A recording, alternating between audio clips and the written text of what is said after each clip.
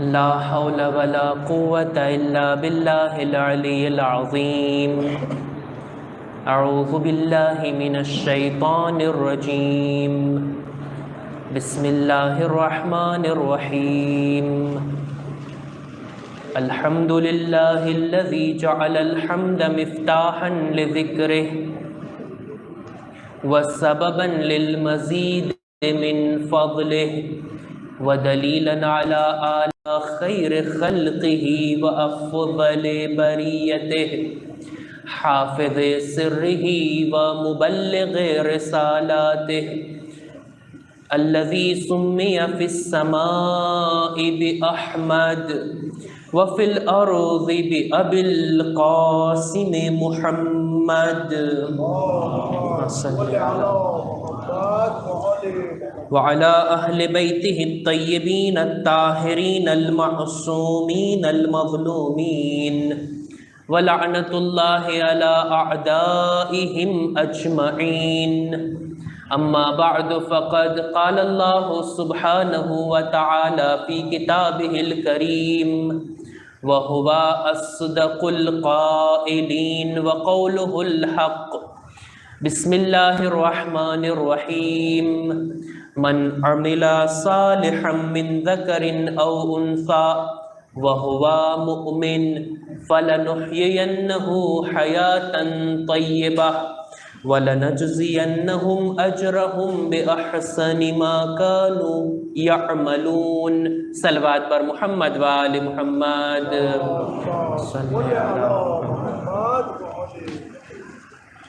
قرآن مجید کی سورہ نحل کی 97ویں آیت کہ جس کے اندر حیات طیبہ کا ذکر ہوا اور اسی کلمے کو مجالس کا عنوان قرار دیتے ہوئے گفتگو کا جو آغاز کیا تھا کہ حیات طیبہ کیسے حاصل کی جائے، کیسے اپنی زندگی کو پاک و پاکیزہ بنایا جائے، اور خاص طور پر جس ہستی کی یاد ہم اور آپ منا رہے ہیں، جن کا ذکر ہم اور آپ منا رہے ہیں، ان کی سیرت اور ان کی حیات کو دیکھتے ہوئے کس طرح اپنی زندگی کو پاکیزہ زندگی بنایا جائے.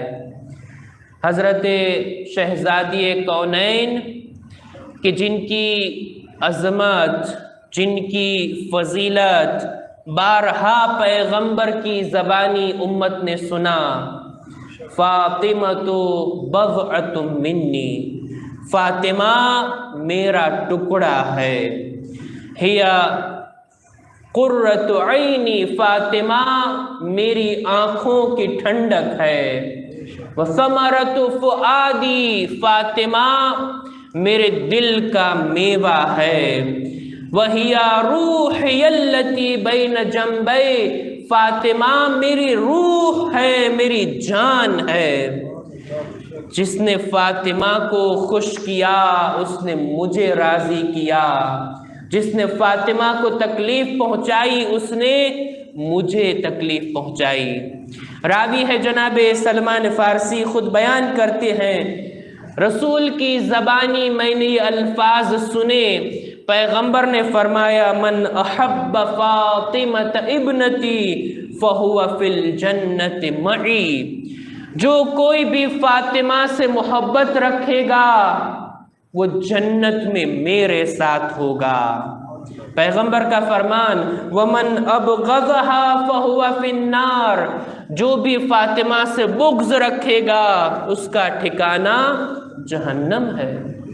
آگے ارشاد فرماتے ہیں یا سلمان حب فاطمہ ينفع فی مئت موت، اے سلمان فاطمہ کی محبت 100 مقامات پر کام آئے گی. یہ محبت اگر ہم اپنے دل میں محسوس کرتے ہیں خدا کا شکر ادا کرے کون سی دولت خدا نے ہمارے دامن میں رکھی. محبت فاطمہ رسول فرماتے ہیں 100 مقامات پر تمہارے کام آئے گی. ایسرھا تلک المواطن، ان 100 مقامات میں سے آسان ترین مراحل وہ کون کون سے ہیں؟ الموت والقبر والمیزان والمحشر والصراط والمحاسبہ، موت کے وقت فاطمہ کی محبت کام آئے گی، قبر کی تاریکی میں فاطمہ کی محبت کام آئے گی، محشر کے نفسا نفسی کے عالم میں محبت فاطمہ فائدہ پہنچائے گی، صراط پر گزرنے کے لیے محبت فاطمہ جواز بنے گی، میزان پر اعمال کا وزن بڑھانے کے لیے محبت فاطمہ کام آئے گی، اور اس کے بعد جب حساب و کتاب ہوگا، جب اعمال کا حساب ہوگا، محبت فاطمہ وہاں پر فائدہ پہنچائے گی۔ پھر آخر میں فرماتے ہیں فمن رضیت عنہ ابنتی فاطمہ رضیت عنہ، فاطمہ جس سے راضی ہو جائے میں اس سے راضی ہوں، اور جو بھی فاطمہ کو راضی کر دے اس نے مجھے راضی کیا، اور جس سے میں راضی ہوا اس سے خدا راضی ہوتا ہے۔ ایک صلوات بھیجے بر محمد وآل محمد۔ اس بی بی کی یاد مناتے ہوئے، ان کی زندگی کو نظر میں رکھتے ہوئے، آیات قرآنی کی روشنی میں ہم اپنے آپ کی زندگی کو سنواریں، اپنی حیات کو حیات طیبہ بنائیں۔ حیات طیبہ نتیجہ ہے ایمان اور عمل صالح کا۔ جو آیت کو ہر روز میں تلاوت کرتا ہوں اور اس کا ترجمہ پیش کرتا ہوں، آج دیکھتے ہیں قرآن مجید کی آیت کی روشنی میں حیات طیبہ ہے کیا۔ قرآن مجید میں اس آیت کی تفسیر دوسری آیت نے کی ہے۔ سورہ ابراہیم کی آیت کی میں تلاوت کرنا چاہتا ہوں، سورہ ابراہیم کی 24 اور 25ویں آیت۔ خداوند عالم نے مثال دی ہے حیات طیبہ کی شجر طیبہ کے ساتھ۔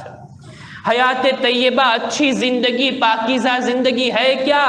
ارشاد ہوتا ہے الم تری کیف ضرب اللہ مثلا کلمۃ طیبہ کشجرۃ طیبہ، کیا نہیں دیکھا خدا نے کس طرح سے پاک کلمے کی، پاک زندگی کی، توحید والی زندگی کی، قرآن مجید کے دستورات پر عمل ہونے والی زندگی کی مثال شجر طیبہ سے دی ہے۔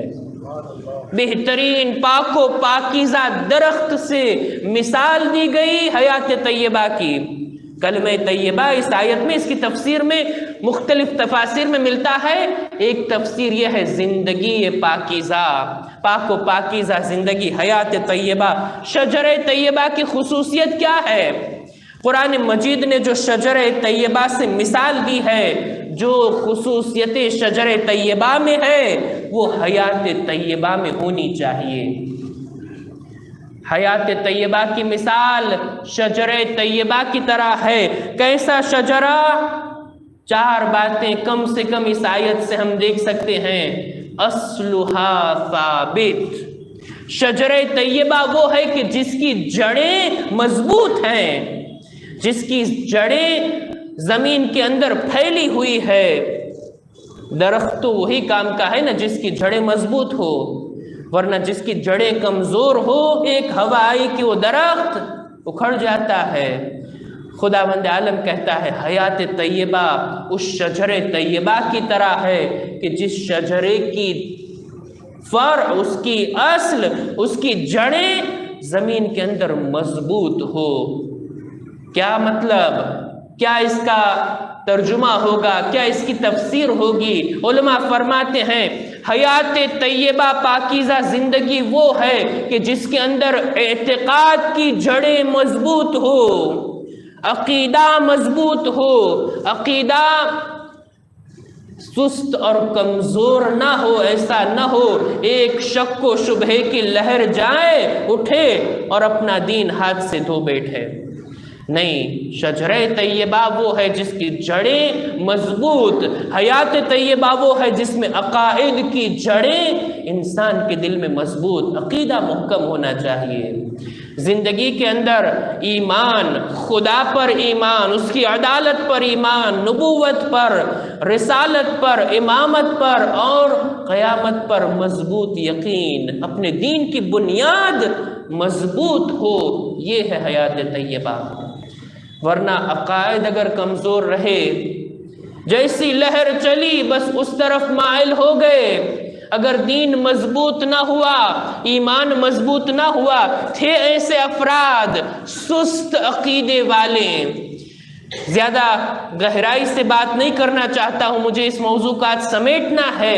تاریخ میں ملتا ہے غدیر کا واقعہ ہوا، غدیر کے واقعے کے بعد، غدیر کا واقعہ تو سب مانتے ہیں نا، آیت کا نازل ہونا سب مانتے ہیں، حاجیوں کو روکے جانا سب مانتے ہیں، پھر اعلان غدیر کرنا سب مانتے ہیں، اونٹوں کے پالان کا منبر بنانا سب مانتے ہیں۔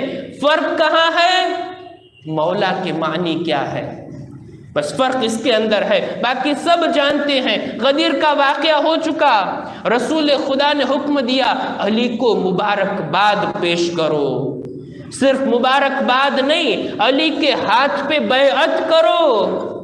3 دن تک سب کو روکا گیا، بھئی یہ کیسا دوست ہے، دوست کے ہاتھ میں تھوڑی بیعت ہوتی ہے، بیعت ہوتی ہے آقا اور مولا کے ہاتھ میں، بیعت ہوتی ہے امام کے ہاتھ پر، مولا علی کے ہاتھ میں بیعت کی جائے، مبارکباد دی جائے۔ اب کچھ لوگوں نے نثر میں مبارکباد دی، کسی نے نظم میں مبارکباد دی، کسی نے بخن بخن کہہ کے مبارکباد دی، اور کسی نے وہاں پر ہی اشعار کہنا شروع کیا، اشعار کی زبان میں مبارکباد دینا پیش کی۔ سب سے پہلے غدیر کے بارے میں جس نے شعر کہا، اس شاعر کا نام تھا حسان بن ثابت، حسان بن ثابت، ثابت کا بیٹا، البتہ باپ کا نام ثابت تھا، خود حسان عقیدے میں ثابت نہیں تھے۔ غدیر کے روز قصیدہ کہا غدیر کے بارے میں، مولا علی کی شان میں۔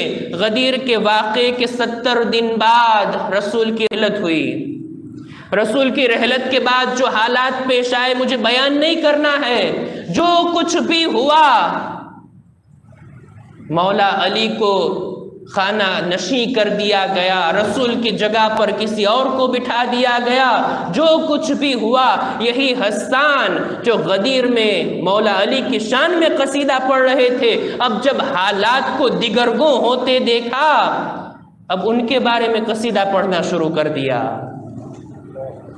عقیدہ مضبوط نہیں ہے، ایمان مضبوط نہیں ہے۔ بھئی جس کو رسول نے خلیفہ اور جانشین بنایا تھا اس وقت ان کا قصیدہ، آج علی کا دور نہیں ہے، کسی اور کا دور ہے، بس ان کا قصیدہ۔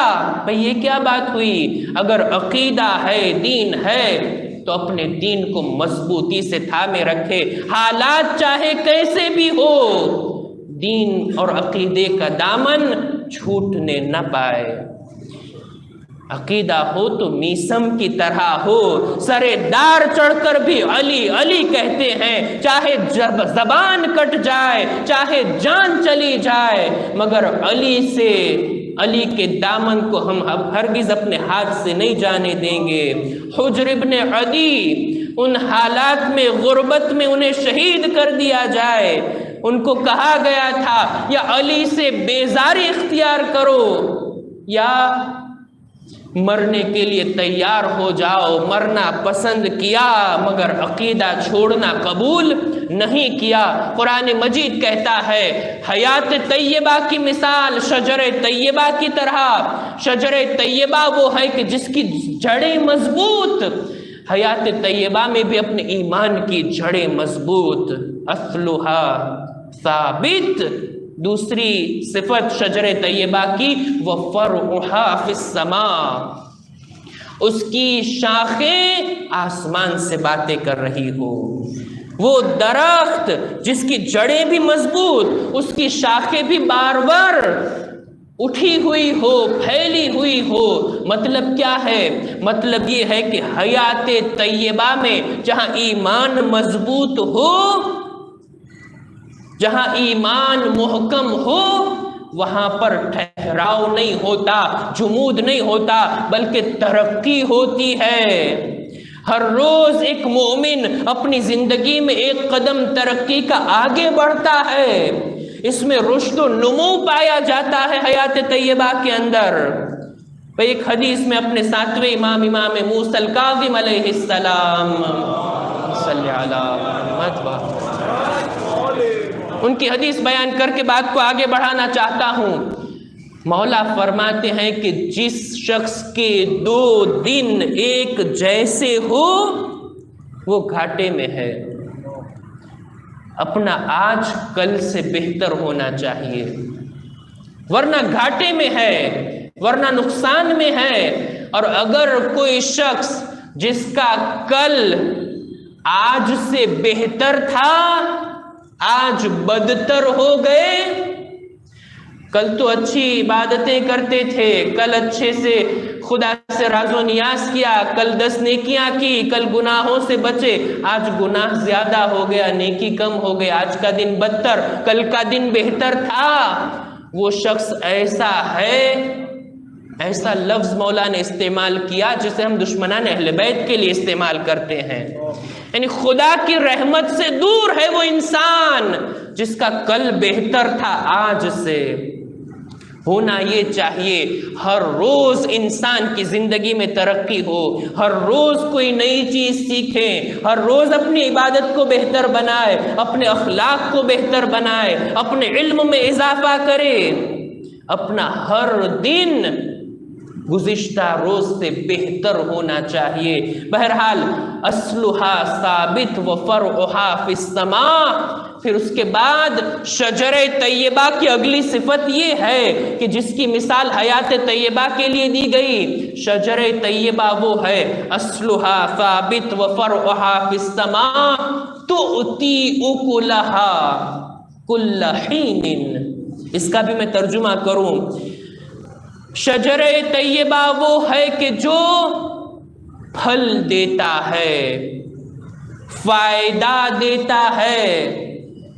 حیات طیبہ صرف یہ نہیں ہے کہ انسان کا ایمان مضبوط ہو، ہر روز اس کے اندر ترقی پائی جائے، مگر بس اپنے ہی کھول میں بیٹھے ہوئے ہیں، دوسروں سے کوئی واسطہ نہیں، دوسروں سے کوئی لینا دینا نہیں، رہتے ہیں اتنے بڑے سٹی میں مگر گویا جنگل میں تنہا رہتے ہو، ایک دوسرے کی کوئی خبر نہیں، ایک دوسرے کے سکھ دکھ میں کوئی بھاگیدار نہیں، کوئی شریک نہیں، کسی کی فکر نہیں، کسی سے نہ لینا نہ دینا نہیں۔ یہ حیات طیبہ نہیں ہے۔ حیات طیبہ یہ ہے جس کی مثال شجر طیبہ سے دی گئی۔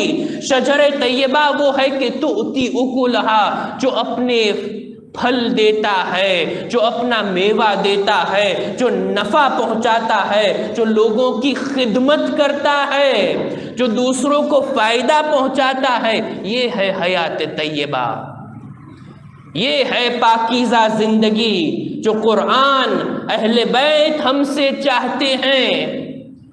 میں ایک بات غور سے اور حقیقتاً عرض کرنا چاہتا ہوں، وہ یہ، دنیا میں آج کل سب کا یہی مزاج بن چکا ہے، خدمت لینا اچھا لگتا ہے، خدمت دینے کا کوئی خیال نہیں، بس خدمت لینا چاہتے ہیں، کسی کو خدمت پہنچانا نہیں چاہتے، کسی کو فائدہ دینا نہیں چاہتے، بس فائدہ اٹھانا جانتے ہیں۔ اگر غور کیا جائے زندگی کی تمام مشکلات کی جڑ یہی ہے، تمام جھگڑے، تمام آپس میں اختلاف کی جڑ یہی ہے۔ ساس بہو میں کیوں جھگڑے ہوتے ہیں؟ زن و شوہر میں کیوں اختلاف ہوتا ہے؟ ایک مومن بھائی دوسرے مومن بھائی سے کیوں لڑتا ہے؟ کیوں آپس میں جو دو شریک جھگڑتے ہیں؟ کیوں آپس میں ایک ہی خاندان کے لوگ جھگڑا کرتے ہیں؟ خدمت سب کو لینی ہے، سب کو فائدہ اٹھانا ہے، فائدہ پہنچانے کا مزاج نہیں ہے۔ یہ مزاج تو اہل بیت نے ہمیں سکھایا۔ لوگوں کی خدمت کیا کرو، لوگوں کو فائدہ پہنچایا کرو، اپنا کام تو سب کرتے ہیں، دوسروں کی زندگی کا بوجھ ہلکا کرنا یہ ہے حیات طیبہ۔ جناب سلمان فارسی یہی اہل بیت کے مکتب کے پروردہ گورنر بنائے گئے، حاکم بنائے گئے مدائن کے۔ ایک بار میں تذکرہ کر چکا ہوں ان کی کل ملکت یہی تھی، ایک لوٹا تھا وضو کے لیے، ایک جانور تھا، ایک چٹائی تھی، بس اتنا لے کے سادہ انداز میں پہنچ گئے مدائن۔ راستے میں گزر رہے تھے، کیا دیکھا؟ ایک بوڑھا ضعیف انسان بیٹھا ہوا ہے لکڑی کا ڈھیر لے کر، اٹھائے نہیں اٹھ رہا ہے۔ گئے پہنچے، بھائی کیا کام ہے، کیوں بیٹھے ہو؟ کہ اتنا بوجھ ہے، اب طاقت جواب دے گئی ہے، اب عمر ہو گئی ہے، اب مجھ سے بوجھ اٹھایا نہیں جاتا، لاؤ میں اٹھائے دیتا ہوں، لاؤ میں پہنچائے دیتا ہوں۔ اس کے بوجھ کو اٹھایا، لے کے گئے اس کے گھر تک۔ اس شخص نے شکریہ ادا کیا، کچھ سکے دینا چاہے، سلمان نے کہا نہیں نہیں، مجھے اس کی ضرورت نہیں ہے، میں نے خدا کے لیے تمہاری مدد کی ہے، اب بھی کوئی مدد کی ضرورت ہو مجھے یاد کر لینا۔ اچھا تم کہاں ملو گے؟ سلمان نے پتہ بتایا، جب ایڈریس دیکھا یہ تو گورنر ہاؤس کا ایڈریس ہے، یہاں تو ہمارے شہر کا حاکم رہتا ہے۔ کہا میں وہی تو ہوں، میں قوم کا خدمت گزار ہی تو ہوں، میں تم پر راج کرنے کے لیے تھوڑی آیا ہوں۔ جناب سلمان یہ تھے، خدمت دینا، خدمت پہنچانا، لوگوں کی ذمہ داریوں کا، زندگی کا بوجھ ہلکا کرنا۔ امیر المؤمنین خود یتیموں کے لیے کھانا اٹھا کے لے جاتے تھے، خود یتیموں کے منہ میں نوالا ڈالتے تھے۔ لوگوں کی خدمت کرنا، لوگوں کی کو سروس دینا، خدمت لینا نہیں، خدمت دینا۔ تؤتی اکلھا، حیات طیبہ یہ ہے۔ ہمارے اور آپ کے چوتھے امام، امام زین العابدین علیہ السلام، صلی علی محمد، مولا کی سیرت کیا تھی؟ یہ بات بھی ذہن میں آ گئی، تذکرہ کرتا چلوں۔ عام طور پر ہمارے تمام ائمہ حج کے عاشق تھے، حج کے عاشق تھے۔ ہمارے دوسرے امام نے تقریباً 25 حج کیے ہیں، پیدل حج کیے ہیں۔ ہر امام حج کا عاشق تھا اور حج میں جاتا تھا، مگر عاشقانہ حج کرتے تھے، تاجرانہ حج نہیں۔ خدا کے عشق میں خدا جس طرح بلا رہا ہے، اس لباس میں، اس حالت میں لبیک اللہم لبیک کہتے ہوئے خانے خدا کی طرف جاتے تھے، خدا کے عشق کو دل میں لیے ہوئے۔ عام طور پر اگر ہمیں حج نصیب ہو، کہ خدا کرے حج نصیب ہو انشاءاللہ، ہمارا طریقہ یہ رہتا ہے کہ ایسے قافلے میں جائیں جہاں ہمارے کوئی جان پہچان کا ہو، ہمارے دوست احباب ہو، ہمارے کوئی ساتھی ہو، ان کے ساتھ حج کیا جائے۔ مگر چوتھے امام اس کے بالکل برعکس، اس قافلے میں شامل ہوتے تھے کہ جس میں انہیں کوئی جانتا نہیں تھا، کوئی انہیں پہچانتا نہیں تھا، چلے جاتے تھے اس میں۔ کیوں؟ وجہ کیا تھی؟ ایسے افراد کے جو امام کو نہیں جانتے تھے، امام کو نہیں دیکھا تھا، امام کو حجاج کی خدمت کا موقع مل جایا کرتا تھا۔ کسی کا سامان اٹھا دیا، کسی کی کوئی چیز اٹھا دی، کسی حج کے اندر، سفر کے اندر کیا کچھ کام نہیں ہوتے، امام لگ جاتے تھے خدمت کے لیے۔ اور ایسا کوئی خدمت گزار ساتھی قافلے میں آ جائے، لوگوں کی خواہش بھی ہوتی ہے ہمارا بھی کام کر دو، ہمارا بھی سامان اٹھا دو۔ امام ہنسی خوشی سب کی خدمتیں کر رہے ہیں۔ ایک شخص اس قافلے میں بعد میں شامل ہوا جو امام کو جانتا تھا، جا کے دیکھا اس نے امام سے لوگ خدمت لے رہے ہیں، جا کے کہنے لگا، اے لوگوں کیا جانتے ہو کس سے خدمت لے رہے ہو؟ کہا ہم جانتے تو نہیں ہے مگر بڑا خدمت گزار شخص ہے، حاجیوں کی بڑی خدمت کرتا ہے۔ کہا یہ اور کوئی نہیں، یہ علی بن الحسین زین العابدین ہے۔ صلی اللہ یہ زین العابدین ہیں کہ جو تمہاری خدمت کر رہے ہیں۔ لوگوں کی خدمت کا صلہ امام سے بہتر کون جانتا ہے؟ ایک صحابی حج سے واپس لوٹا، چھٹے امام کی خدمت میں آ کر اپنے حج کی باتیں بیان کر رہا تھا۔ مولا بہت اچھا حج ہوا، اچھے سے عبادتیں ہوئی، مگر ہمارے قافلے میں ایک اتنا نیک انسان تھا، اتنا عبادت گزار شخص تھا، ہمیشہ حالت عبادت میں ہم نے اسے پایا، یا تو طواف کر رہا ہے، سعی کر رہا ہے، نماز میں مشغول ہے، دعائیں تلاوتیں ہو رہی ہے، نہایت عبادتیں ہم نے اس کی جانب سے دیکھی۔ مولا نے ایک سوال کیا، بھائی جب اتنی عبادت کر رہا تھا تو انسان کی کچھ ضرورتیں تو ہوتی ہیں، انسان کا کھانا پینا دوسرے کام وہ سب کون کرتا تھا؟ یہ شخص کہتا ہم جیسے گنہگار اس نیک انسان کی خدمت کر لیا کرتے تھے، ہم اس کی خدمت کرتے تھے، اس کے لیے کھانا لاتے تھے، اس کے سامان کو اٹھاتے تھے، وہ تو عبادتوں میں لگا تھا۔ امام نے فرمایا تمہاری یہ خدمت کرنا اس کے طواف سے بہتر ہے۔ لوگوں کو خدمت دینا، لوگوں سے خدمت لینا نہیں، خدمت دینا، یہ مزاج اہل بیت کا ہوا کرتا تھا۔ یہی ہم سے طلب کیا گیا، اگر حیات کو حیات طیبہ بنانا ہے، پاکیزہ زندگی بنانا ہے تو خدمت دینا سیکھو، لینا نہیں۔ جن کی یاد ہم منا رہے ہیں، خود شہزادی کونین، ان کی خدمت میں ایک خاتون آتی ہے، آنے کے بعد ایک مسئلہ پوچھا، اپنے لیے نہیں اپنی بیمار والدہ کے لیے مسئلہ پوچھا۔ بی بی نے ہنسی خوشی اسے مسئلے کا جواب دیا۔ یہ خاتون باہر گئی، تھوڑی دیر میں واپس آئی، بی بی میں بھول گئی آپ نے کیا جواب دیا۔ بی بی نے کہا کوئی بات نہیں، پھر سے اسی مسئلے کو ریپیٹ کیا، دوسری بار بیان کیا۔ ابھی وہ بی بی گئی تھی، واپس پھر سے آئی، بی بی میں بھول گئی، آپ مجھے پھر سے بتائیں گے؟ یقین جانے اگر ہم جیسے مولوی کے پاس ایک ہی مسئلہ تھوڑی تھوڑی دیر میں وہی شخص بار بار پوچھے، جواب دینے میں تفاوت تو ہوگا نا۔ پہلی بار خوش روی سے، خوش روئی سے ہم جواب دے دیں گے، دوسری بار اچھا چلو بتائی دیتے ہیں، تیسری بار لہجہ بدلے گا، انداز بدلے گا۔ اسکول کے اندر بچہ بار بار ٹیچر سے پوچھے گا، ٹیچر بھی تو حق بھی تو ہے غصہ کرنے کا، ناراض ہونے کا۔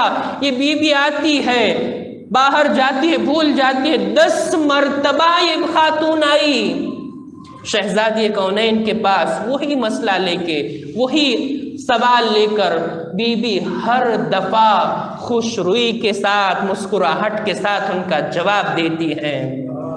وہ خاتون شرمندہ ہو گئی، بی بی میں نے آپ کو زحمت دی، میرا حافظہ کمزور ہے، مجھے یاد نہیں رہتا، ہم نے 10 دفعہ آپ سے پوچھا، ہم نے آپ کو زحمت دی۔ بی بی کہتی ہے نہیں، تو نے زحمت نہیں دی، تو نے مجھ پر احسان کیا ہے۔ دیکھیں خدمت دینا اسے کہتے ہیں، خدمت کرنا اسے کہتے ہیں، لوگوں کو سروس دینا اسے کہتے ہیں۔ بی بی کہتی ہیں مجھے کوئی زحمت نہیں ہوتی تیرے علمی سوال کا جواب دینے میں۔ بی بی نے مثال بیان کی، کہا اگر کوئی بھاری بھرکم وزنی چیز کسی کے سامنے رکھ دیا جائے، آج کل اگر 30-40 کلو کی اٹیچی میں رکھ دو، یہاں پر 4تھے مالے پر پہنچا دیجئے، ہر آدمی بھاگے گا، اتنی وزنی چیز کون اٹھا کے لے جائے؟ جوان بھی ہوگا تو دور چلا جائے گا، مگر اگر کہا جائے یہ اٹیچی اگر اوپر پہنچا دو گے 10,000 روپے میں دوں گا، اچھا 1,00,000 روپے میں دوں گا اگر یہ اٹیچی 4تھے مالے پر پہنچا دیں گے، اب کیا یہ اٹیچی بھاری لگے گی؟ اب یہ وزنی لگے گی؟ جا کے پہنچا دے گا، آ کے پوچھے گا بھی اور کوئی سامان ہے؟ بی بی فرماتی ہے اسی طرح تیرے ہر مسئلے کے جواب میں خدا اتنا اجر مجھے دیتا ہے، اگر اس اجر کو موتیوں میں تبدیل کیا جائے، اس کا ڈھیر لگا دیا جائے، وہ آسمان تک ڈھیر پہنچے گا، یہ موتی ختم ہونے والے نہیں ہے۔ ایک صلوات بھیجے بر محمد وآل محمد۔ لوگوں کی خدمت، لوگوں کو سروس دینا، خداوند عالم حیات طیبہ کی مثال دیتا ہے شجر طیبہ کے ساتھ۔ شجر طیبہ کی خصوصیت یہ ہے اصلھا ثابت، جڑیں مضبوط، وفرعھا فی السماء، ہر روز رشد و ترقی، اس درخت کی شاخیں آسمان سے باتیں کر رہی ہیں۔ اور تیسری چیز تؤتی اکلھا، یہ درخت اپنا پھل دیتا ہے، لوگوں کو خدمت دیتا ہے۔ اور پھر ایک لفظ اور بھی ہے کل حین، ہمیشہ، دائمی خدمت۔ اچھا، خدمت خلق کا جذبہ سوڈا واٹر کی طرح کبھی کبھار ہمارے اندر ابھرنے لگتا ہے، آج کچھ کر دینا ہے، لوگوں کی خدمت کرنا ہے، ماہ مبارک رمضان میں افطاری دیں گے، غریبوں کو مدد کریں گے۔ اچھا، 11 مہینے لوگ غریب نہیں ہوتے کیا؟ صرف ایک ہی مہینہ کھانا دینا ہے کیا؟ ایک ہی مہینہ فقیر وجود میں آتا ہے؟ کل حین، حیات طیبہ یہ ہے ہمیشہ لوگوں کی خدمت دی جائے، لوگوں کی خدمت کی جائے، لوگوں کو سروس دی جائے، موسمی نہیں، کچھ ٹائم کے لیے نہیں، بلکہ ہمیشہ۔ حیات طیبہ یہ ہے ہمیشہ لوگوں کی خدمت، ہمیشہ لوگوں کو سروس دینا۔ ہمارے امام اس طرح سے تھے، شہزادی کونین اس طرح سے تھی، اس طرح سے حیات طیبہ انہوں نے گزاری ہے، اس طرح سے انہوں نے خدمت خلق کی ہے، اس طرح سے لوگوں کی مدد کی ہے کہ در سیدہ سے کوئی خالی ہاتھ نہیں جاتا تھا۔ بی بی کے ایثار کے نمونے گزشتہ شب میں نے بیان کیے، کیا انفاق تھا، کیا ایثار تھا۔ یوں ہی نہیں ہے کہ رسول خدا نے فرمایا فاطمہ بضعۃ منی، فاطمہ میرا ٹکڑا ہے، فاطمہ مجھ سے ہے، میں اس سے ہوں، شریک کار رسالت ہے فاطمہ۔ بس عزیزو، آیت کو میں سمیٹتے ہوئے حیات طیبہ کی مثال شجر طیبہ کی مانند ہے، اور یہ شجر طیبہ، اس کی صفات کو دیکھ کر ہم اپنی زندگی کو پاکیزہ بنائیں، اہل بیت کی سیرت کو نظر میں رکھتے ہوئے۔ اہل بیت علیہ السلام نے جس طرح زندگی گزاری ہے، جس طرح سے انہوں نے اپنی زندگی کو پاک و پاکیزہ بنایا اور ہمارے لیے نمونہ عمل قرار دیا، ہم اسی طرح عمل کرتے جائیں، اپنی زندگی کو بہتر بناتے جائیں۔ حضرت زہرا، آج شب شہادت ہے، مجھے ان کا ذکر بھی کرنا ہے، اور رسول کے ساتھ صرف باپ بیٹی کا رشتہ نہیں تھا۔ فاطمہ حوراء انسیہ، انسان کے روپ میں آئی ہوئی جنت کی حور تھی۔ بی بی عائشہ فرماتی ہے نا کہ عورتوں میں سب سے زیادہ کوئی محبوب ہے تو رسول کی نظر میں صرف فاطمہ تھی۔ جب بھی بی بی آتی تھی رسول خدا کھڑے ہو جایا کرتے تھے، استقبال کرتے تھے، صرف یہ نہیں کہ کھڑے ہو جایا کرتے تھے، قام الیہا، رسول خدا کھڑے ہو جایا کرتے تھے، 2 قدم آگے بڑھا کر فاطمہ کا استقبال کرتے تھے۔ وَأَجْلَسَهَا بِمَجْلِسِهِ، اپنی جگہ پر فاطمہ کو بٹھاتے تھے، فاطمہ کے ہاتھ کا بوسہ دیتے تھے، فاطمہ کی پیشانی کا بوسہ دیتے تھے، فاطمہ کے گلے کا بوسہ دیتے تھے۔ خود پیغمبر فرماتے ہیں اذا اشتقت رائحۃ الجنہ قبلت نحر فاطمہ، جب بھی مجھے جنت کی خوشبو کا شوق ہوتا تھا میں فاطمہ کو چوم لیا کرتا تھا۔ فاطمہ سے مجھے جنت کی خوشبو آتی ہے۔ خدا مصطفیٰ مرتضیٰ سب ہی ولی ہیں، ولایت کی عزت فقط فاطمہ ہے۔ جہاں والوں کی جنت نہ جانے کہاں ہو، محمد کی جنت فقط فاطمہ ہے۔ جنت کی خوشبو آتی ہے مجھے فاطمہ سے۔ وہی فاطمہ بابا کی جدائی میں گریا کرتی ہے، رات میں بھی گریا دن میں بھی گریا۔ میں نہیں جانتا باپ کو بیٹی کو باپ کی کتنی یاد ستاتی تھی۔ جب بھی اذان میں رسول کا نام سنتی ہوگی بابا کا زمانہ یاد آتا ہوگا۔ اے بابا آپ میرے دروازے پر آ کر سلام کیا کرتے تھے، آیت تطہیر کی تلاوت کیا کرتے تھے، آئیے اس دروازے پر آگ لگی ہوئی ہے۔ ہاں زادارو آج شب شہادت ہے نا، بی بی زہرا کو امیر المؤمنین بات کرتے ہیں، گفتگو کرتے ہیں۔ زہرا نے وصیتوں کا سلسلہ شروع کیا۔ آج کی شب میں وصیتیں کی ہے زہرا نے، اے علی مجھے رات میں کفن دینا، رات میں غسل دینا، رات میں دفن کرنا۔ عزادارو رات میں دفن کرنا یہ تو سمجھ میں آتا ہے، دوسروں کو بی بی آنا نہیں چاہتی تھی دوسرے لوگ آئیں۔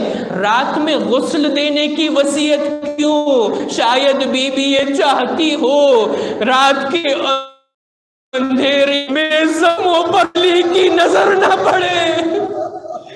ہاں زیادہ دیکھا آج کے دن میں فاطمہ بستر سے کھڑی ہوئی، بستر بیماری پر تھی نا مگر کھڑی ہوئی گھر کا کام کر رہی ہے، ایک ساتھ دو کام کر رہی ہے، کھانا بھی پکا رہی ہے، صفائی بھی کر رہی ہے، بچوں کا خیال بھی ہے۔ بی بی آج ایک ساتھ اتنے کام کیوں کر رہی ہے؟ فرماتی ہے اے علی آج میں نے خواب میں بابا کو دیکھا، خواب کا نام سننا تھا، علی کی آنکھیں بھر آئی، بس اب وقت فراق آ چکا ہے۔ کیا کہا بابا نے؟ بابا نے کہا اے بیٹی جلدی سے آ جاؤ، جلدی سے میرے پاس آ جاؤ۔ میں نے بھی کہا بابا آپ کے پاس آنے کے لیے آپ سے زیادہ مجھے دل میں شوق ہے، اے بابا آپ کے بعد اب دنیا رہنے کے لائق نہیں رہی۔ لو عزیز و علی کو مسجد بھیج دیا، حسنین بھی گھر پر نہیں ہے۔ بی بی تیار ہوئی، غسل وغیرہ کر کے اپنے حجرے میں گئی، اسماء سے کہا اسماء میرا بستر لگا دو۔ بی بی کا بستر لگایا گیا، بی بی بستر پر گئی، چادر اوڑھ کے لیٹ گئی۔ اسماء سے کہا اے اسماء جب تک میری تسبیح کی آواز آ رہی ہے سمجھ لینا فاطمہ دنیا میں ہے، جب تسبیح و تحلیل کی آواز بند ہو جائے سمجھ لینا دنیا میں نہیں رہی۔ ہاں سب سے پہلے اگر بچے آئے انہیں کھانا کھلا دینا، بعد میں میرے مرنے کی خبر دینا۔ لو عزیزو اسماء در حجر سن رہی ہے، تسبیح کی آواز بلند ہے، اسماء کے دل میں سکون ہے، بی بی ابھی تک زندہ ہے۔ لو عزیزو ایک وقت وہ آیا تسبیح کی آواز بند ہوئی، اسماء سمجھ گئی انا للہ و انا الیہ راجعون۔ حجرے میں گئی، آواز دی اے ام الحسنین اے بنت رسول، مگر کوئی جواب نہ، چادر سر پہ حجرے سے باہر آئی، حسنین گھر پہ آئے، اسماء نے چاہا سفرہ بچھائے، دسترخوان لگائے، کہا بیٹو پہلے کھانا کھا لو، کہا ہماری اماں کہاں ہے؟ اسماء کہتی ہے پہلے کھانا کھا لو، کھانا نوش فرما لو۔ بچوں نے کہا اسماء کبھی دیکھا ہے ہم نے ماں کے بغیر کھانا کھایا ہو؟ کہاں ہے ہماری اماں؟ کہا حجرے میں آرام کر رہی ہے۔ حسنین جب حجرے میں گئے کیا دیکھا؟ ماتم کرتے ہوئے باہر آئے، ماتت امی، ہائے ہم یتیم ہو گئے، ہائے ہم یتیم ہو گئے۔ مسجد کی طرف مولا کائنات کو خبر دی، اے بابا ہماری ماں دنیا سے چلی گئی۔ عزادارو یہ خبر سننا تھی۔ فاتح خیبر و خندق ہے علی، علی فاتح خیبر و خندق ہوتے ہوئے، اتنے شجاع و بہادر ہوتے ہوئے، جب علی نے فاطمہ کی خبر شہادت سنی، غش کھا کے زمین پر آ گئے۔ لمن العزایا بنت رسول اللہ، اے فاطمہ علی کے ہر غم کا مداوا تم تھی، اب علی یہ غم کس کے ساتھ بانٹے؟ یہ مصیبت میں کون علی کا سہارا؟ عزادارو مولا مدی گھر پہ آ رہے ہیں، مسجد سے گھر پر آ رہے ہیں، بار بار غش آتا ہے، لڑکھڑا کے گر جایا کرتے ہیں۔ کتنا سخت تھا علی کے لیے فاطمہ کی دنیا سے جانا، فاطمہ کی شہادت۔ گھر پر آئے، بچوں کو دلاسا دیا، رات کا وقت ہو گیا، بچوں سے کہا بچوں آہستہ گریا کرنا، ہمیں تمہارے ماں کی شہادت کی خبر لوگوں تک نہیں پہنچانی ہے، فاطمہ کی وصیت ہے، لوگوں کو ہمیں اس کی دفن میں نہیں بلانا ہے۔ بچوں کو آہستہ رونے کی سفارش کی۔ اب غسل دینا چاہا، اسما مدد کر رہی ہے، پانی لا رہی ہے، پتہ نہیں کیا ہوا، غسل دیتے دیتے شیر خدا نے دیوار پہ سر رکھا، داڑے مار کے رونے لگے۔ اسما پوچھتی ہے مولا آپ نے بچوں کو تو چپ کرا، آپ کے گریے کا کیا سبب؟ مولا فرماتے ہیں ہائے میں جب غسل دیتے وقت میرا ہاتھ فاطمہ کے پہلو تک پہنچا، پہلو شکستہ ہے، فاطمہ یہ مصیبت سہن کر کے چلی گئی، مجھے بتایا تک نہیں، پسلیاں ٹوٹی ہے، علی کو اطلاع بھی نہیں دی، یہ مسئلہ خود برداشت کر کے چلی گئی۔ تو فاطمہ کا غسل ہو چکا، کفن ہو چکا، اب جنازے کو صحن خانہ میں لائے، اپنے بچوں کو بلایا، اے حسنین، اے زینب ام کلثوم، ہلموا تزودوا امکم، اے حسنین، اے زینب ام کلثوم، آؤ ماں کا آخری دیدار کر لو، اب تو قیامت میں فاطمہ کا چہرہ اب تمہیں دیکھنے نہیں ملے گا۔ لو عزیزو بچے آگے بڑھے، ماں سے آخری رخصت لی، آخری دیدار کیا۔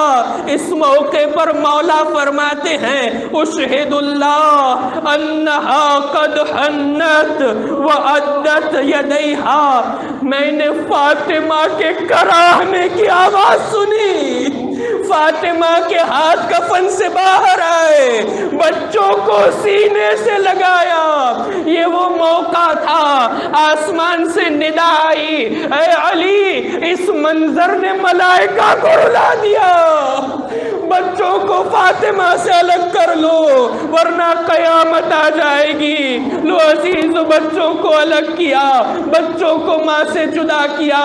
عزادارو یہ حسین کی ماں سے وداعی تھی، ماں سے جدا ہونا تھا۔ ایک جدائی وہ تھی جب حسین مدینہ چھوڑ رہے تھے، ماں کی لحد سے جدا ہو رہے تھے۔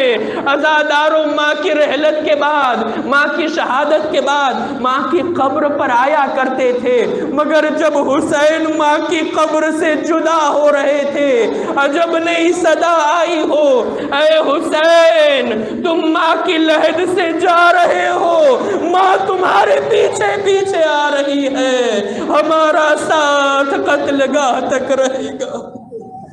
الا لعنت اللہ على القوم الظالمين وسيعلم الذين ظلموا أي منقلب ينقلبون إنا لله وإنا إليه راجعون۔ پروردگار ہماری اس عبادت کو قبول فرما، ہمارے ان آنسوؤں کو اپنی بارگاہ میں مقبول فرما، ہماری زندگی کو حیات طیبہ قرار دے، معصومین کی تعلیمات پر عمل کرنے کی نیک توفیق عطا فرما، تمام مؤمنین مؤمنات، تمام عزادارین سید الشہداء، عزاداران فاطمۃ الزہرا کی جان مال عزت آبرو کی حفاظت فرما، جو بیمار ہے شفاء کاملہ عطا فرما، وارث زہرا امام زمانہ کے ظہور میں تعجیل فرما، ہمارا شمار ان کے آوان و انصار میں کر۔ ربنا تقبل منا انک انت السمیع العلیم۔